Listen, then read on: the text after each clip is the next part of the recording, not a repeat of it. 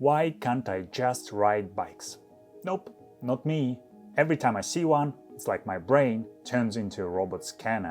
Can it be better, lighter, sexier? And the only way to stop the madness is to tear it apart completely, rebuild to my specs, and only then, maybe, I can fully enjoy the ride.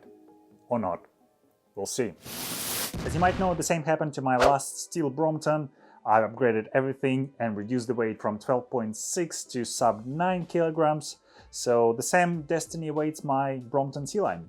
But unlike my old Brompton, where I went with a budget route and ordered most of the parts on AliExpress, some of them good, some of them not so much.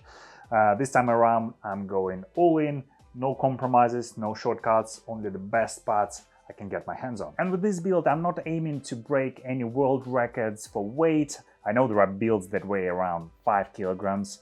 My build will be light, but the goal is to make it look cool, add some color to gray and black palette, and make it comfortable, because in the end of the day, this is a commuter bike, not a race bike. But what I'm most excited about is the internal cable routing. Why? If you've seen my previous videos, you know that I've converted my road, gravel, and even mountain bike that were designed for external cable routing into internal cable by modifying the frame and the fork and making holes where there shouldn't be any holes. Why? Because I'm obsessed with the clean look of my bikes, and Brompton is the last holdout with external cables, and boy do they look ugly. They remind me of monkey vines, and I just can't unsee it. To make the internal cable routing possible, I had to custom modify the stem and the frame. So the 3 cables will enter through the custom cable port that was made in the stem, go through the stem, and then they will split. The front brake cable will go directly to the front brake, rear brake cable and the shifter cable will go back into the frame via the main hinge and exit via the custom cable port that was made in the frame at the back. And you've probably noticed that the stem has been custom cerakoted into black.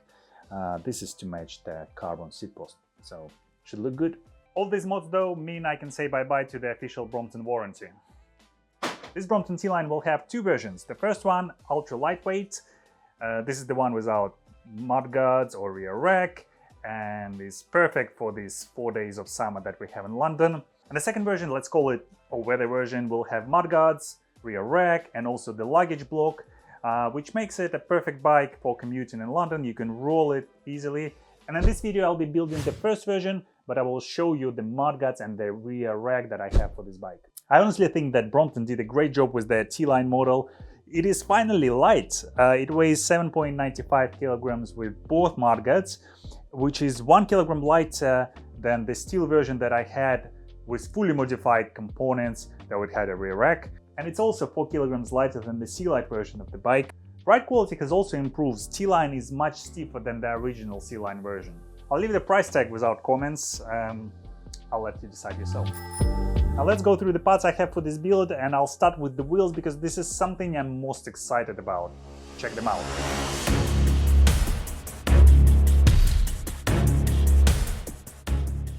I know, right? I've built these wheels on the Light Bicycle RF621 carbon rims with their new wave profile. This is the same profile that is used on their latest generation road and gravel turbo series rims. They have 30mm depth and 21mm internal width, and in my view the best looking wave profile rims on the market. And you can use my discount code to buy these rims with 5% off on lightbicycle.com, or you can buy a complete wheel set with 10% discount. Hubs are Extralite Cyber SP2B that are made specifically for Brompton, and I got them in this custom purple anodizing, which looks absolutely amazing. And like with any Extralite product, you can be sure that you will be getting the lightest and also the highest quality stuff. What do you like about them? These things, the purple ones. The hubs, the purple hubs. Yeah. That's why you like them. You want the purple hubs? Yeah. Everyone wants the purple hubs. No. Just you? Yeah. The spokes were custom cut for me by Ryan Build Wheels. They're double butter. They have 2mm thickness at the hub end, 1.8 at the rim, and I'll be using 1.8mm nipples. These wheels weigh just 764 grams. This is incredible considering that they have very wide rims and aero deep profile. And given that Extralite hubs come with these titanium bolts, I don't need to use the quick release or the bolt-on screws that came with the Brompton, and that saves another 40 grams. To keep the weight of the wheels low, I'll be using these plastic plugs to cover the spoke holes. They're just 4 grams per wheel. I'll be using Goodyear F1R tires that were just released recently. They weigh an incredible 120 to 130 grams. I'll be using Tubolito tubes. These are my go-to tubes when it comes to tube setup. Unfortunately, they don't make black valves for folding bikes. That's why I will use some black tape to cover the orange bit. So effectively, I will have the same high performance aero lightweight wheels as on my road bike, but in much smaller package. By the way, there are quite a few discount codes for some great bike brands in the description to the video, so make sure to check it out. Feel free to use them and enjoy! I'll be using EE Brakes LTD edition that I bought I think about 3 years ago, and they were just patiently waiting for the right build. Given that EE brakes are designed for road bikes and Brompton has a different standard, I had to buy these longer arms from Fantastic Four Toys website. They have lots of stuff for Brompton, and I bought actually quite a few parts from them. And then I custom anodized them to match the color of the brakes. Daddy, which one goes here? Another thing that I had to buy to make these brakes work on Brompton is this adapter. It allows the cable to approach brake caliper from the bottom rather than from the top. Yeah, nothing is standard or normal when it comes to Brompton. Guys, before we continue, I wanted to ask you a quick favor. If you like what I'm doing, if you like my videos, don't forget to put a thumbs up, subscribe to my channel, hit that like button. This all helps my channel to grow and make more videos like this. Thank you. I'll be using these Extralite brake levers, the lightest and the best looking brake levers money can buy. They weigh just 47 grams a pair and they save around 145 grams compared to the original brake levers. That's a lot. Extralite made these levers in custom purple and blue color for me to match the cranks. By the way, these are the cranks. These are Extralite QRC3 cranks that they released a couple of months ago. Even though they are aluminum, they weigh just 427 grams, including the chainring, which makes them 240 grams lighter than the original Brompton T-line carbon cranks. Amazing! They come in a variety of colors, and Extralite anodized the chainring in the same color as the spider of the crank, which looks really nice. Cranks come with the special bottom bracket cups that help saving another 20 grams compared to the original FSA bottom bracket. I think these cranks will be a bright spot and the highlight of the whole build. Actually went for 52-tooth chainring, which is a bit bigger than the 50-tooth that came originally on the Brompton, because I'm lacking a bit of gears on the descents. And to compensate for that, I will be using this mini mods cassette that I bought on Fantastic Four Toys web shop. It is 1121 cassette, CNC machined from one piece of steel. Actually, I know there are light aluminum cassettes, but they're not durable, and it has a wider range than the original cassette, so I shouldn't lose any gears when it comes to climbing. It's a 4-speed cassette, so I will be using the original Brompton shifter and rear derailleur. Now, when I was assembling the bike, I figured out that this 11-tooth pulley wheel was too large for the 21-tooth cassette, and it was interfering with the largest cog. So I had to replace it with the 8-tooth pulley wheel, which is much smaller, to prevent this interference. You can remove this chain catcher on the front chainring because the chainrings now come in a narrow wide design, so you really don't need this. One thing I didn't like on the Brompton T-line is this bulky plastic chain tensioner, and I will replace it with Union Jack aluminum CNC machined. It is 52 grams lighter than the Brompton one. The only thing I don't like is these white letters, but it can easily be fixed with the Sharpie. When it comes to the seat post, I'll be using Bjorn Cycle's seat post that they made specifically for Brompton, which I'm very happy about because I'm using their seat post on pretty much all my bikes. It weighs 230 grams lighter than the original carbon seat post that came on the Brompton T-line, which is a major weight saving on the whole project. And when it comes to the saddle, I'll be using Bjorn Cycle Setka saddle. This is the 3D printed model, the lighter 3D printed saddle on the market, weighs just 134 grams. I know some weight weenie guys using 50-gram saddles on their Bromptons, but in my view this becomes a non-functional bike because I want to be able to use standard pants or shorts, grab the bike and go for a ride, rather than having to wear my road race gear. Unlike my previous Brompton build where I changed pretty much everything, in the T-Line build I left some original components like the hinges, the Seatpost clamp, also the carbon handlebar.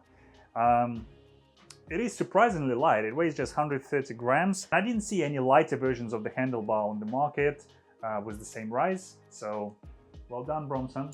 I'll also be using Extralite grips that weigh just 8 grams per pair. This is the lightest I've seen. Finally, I'll be using these 3-gram bar ends that were 3D printed for me by Lucendi WW. Check out his Instagram, he has some really cool 3D printed parts on there. You can even do this. I replaced all bolts on this bike with titanium, like here, here, and even the one over here. I got all the bolts from T-Parts. Guys have pretty much all possible bolts and nuts for any bike on the market, not just Brompton. You can use my discount code to get 10% of their website. Okay, let's put all these parts together and see how it turns out. 1, 2, 3.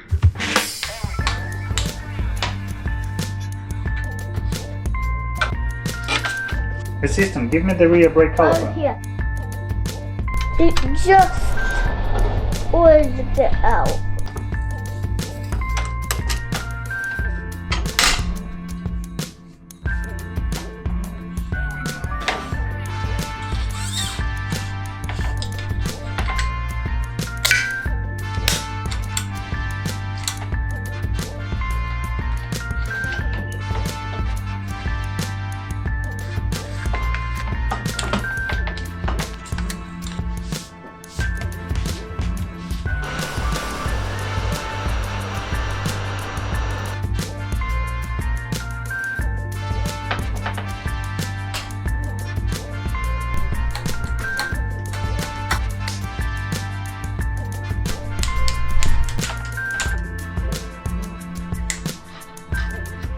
Daddy, can you do a heart? Does it look like a heart? Yeah, looks like. Daddy is just rolling there, and it's just going to fall. Yeah, I know it's going to fall, and this is a very expensive wheel. Daddy, 1, 2, 3, 4, 19, 20. Done.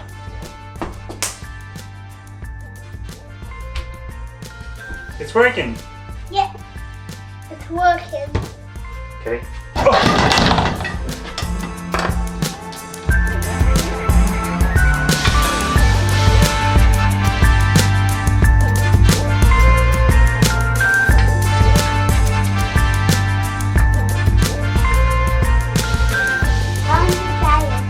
You want to try it? It's too big for you. But it's Oh. looking good. It's looking good. Yeah. Let's try.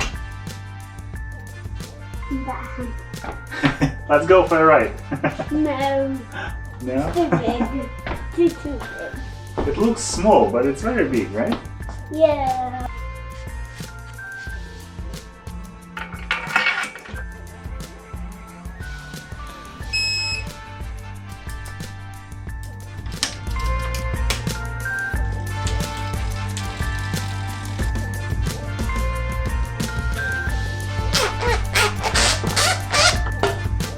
Alright, let's check the weight. Can't wait to check the weight. 6.14. This is 1.8 kilograms lighter than the starting point. Of course, it doesn't include the mudguards and a luggage block that were on the stock version of the bike, but I have carbon mudguards for this bike, and I also bought a lighter version of the luggage block, so they will combine at 250 grams, which will take the weight to roughly 6.4 kilograms, which will still be 1.5 kilograms lighter than the stock version. And I know how to take the weight of this bike below 6 kilograms, but I'm totally fine with 6.14. Yeah, seriously, honestly. Fuck.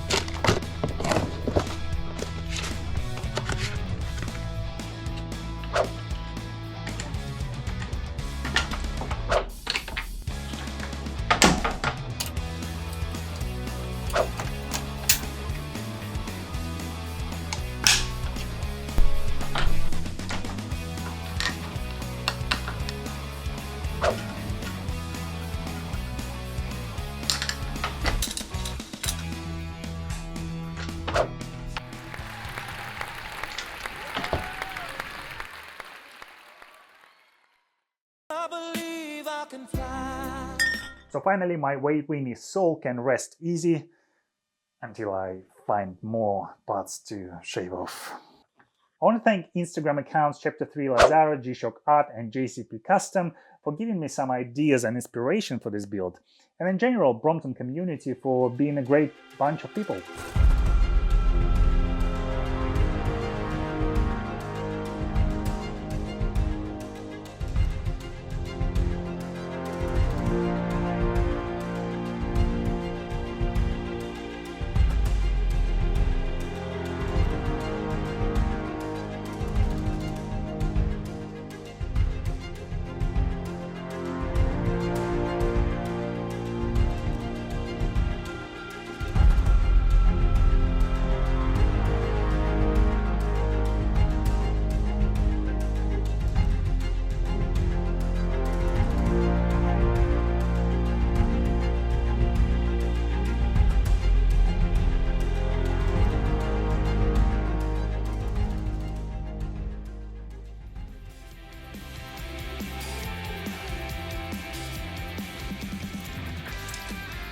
Folding and unfolding takes a couple of seconds longer due to the internal cables, but it doesn't bother me.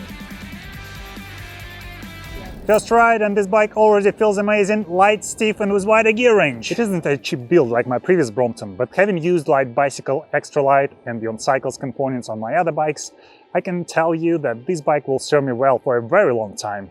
The next step would be to install the mudguards, rear rack, and if you want to see that version of the bike, follow me on Instagram, because that's where I will show it. One thing I will install right now, however, is this quad lock, specifically designed for Brompton T-Line. It's super easy to install, you just slide it like this, tighten the bolt, and it's done. Because let's be honest, Garmin sucks when it comes to commuting in the city, and I much prefer Google Maps on my iPhone. Apart from being the most secure mount for your phone, what I like about quad lock is that they make all possible mounts, so I can use it on my electric commuter bike, I can use it on my desk, and I can even use it while filming myself in the street. Damn, my hand is literally falling off. If you want me to build you the same bike, drop me an email or send me a direct message on Instagram. Don't forget to like, subscribe and share this video, and let me know in the comments down below what you think about this build and maybe what you would do differently. It would be interesting to read. Thanks for watching, see you in the next video.